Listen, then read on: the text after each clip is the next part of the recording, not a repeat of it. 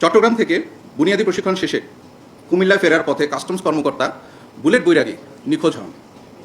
নিখোঁজের 12 ঘন্টা পর 25 এপ্রিল সকাল 8:45টার দিকে ঢাকা চট্টগ্রাম মহাসড়কের কোটবাড়ি এলাকার একটি হোটেলের পাশের ফুটপাত থেকে ময়নামতি হাইওয়ে থানা পুলিশ তার মরদেহ উদ্ধার করে।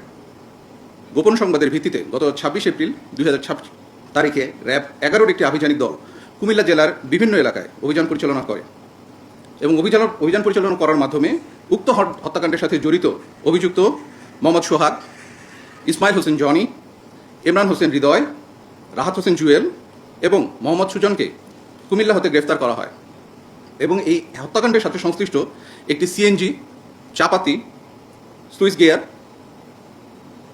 ফোর্জিং হ্যামার এবং অন্যান্য দ্রব্যাদি উদ্ধার করা হয়।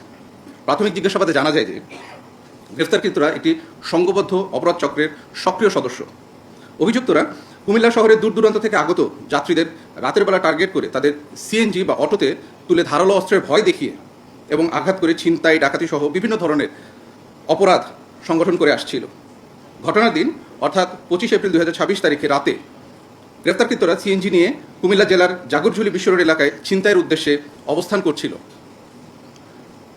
রাত আনুমানিক 3টার সময় ভিকটিম বুলেট বৈরাগী চট্টগ্রাম থেকে বুনিয়াদী প্রশিক্ষণ শেষ করে বাসযোগে কুমিল্লার জাগরঝুলি বিশ্ব রোডে পৌঁছায় এবং বাস থেকে নামলে গ্রেফতারকৃত জুয়েল ভিকটিমের গন্তব্যস্থল সম্পর্কে জানতে চায়।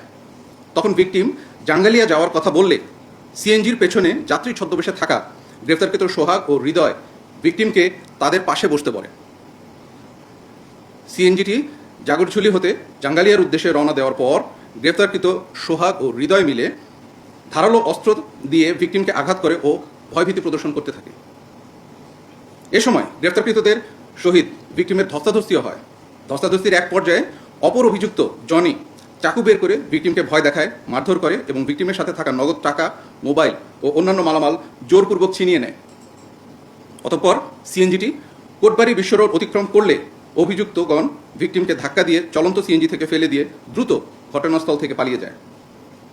গ্রেফতারকৃতদের আঘাত ও ধাক্কা দিয়ে ফেলে দেওয়ার ফলে মাথার পেছনে প্রচণ্ড আঘাত পেয়ে ভিকটিম ঘটনাস্থলে মৃত্যুবরণ করে। গ্রেফতারকৃত সকলের বিরুদ্ধে চট্টগ্রাম জেলার লাকসাম রেলওয়ে থানায় একাধিক চুরি, ডাকাতি ও মাদক মামলা রয়েছে।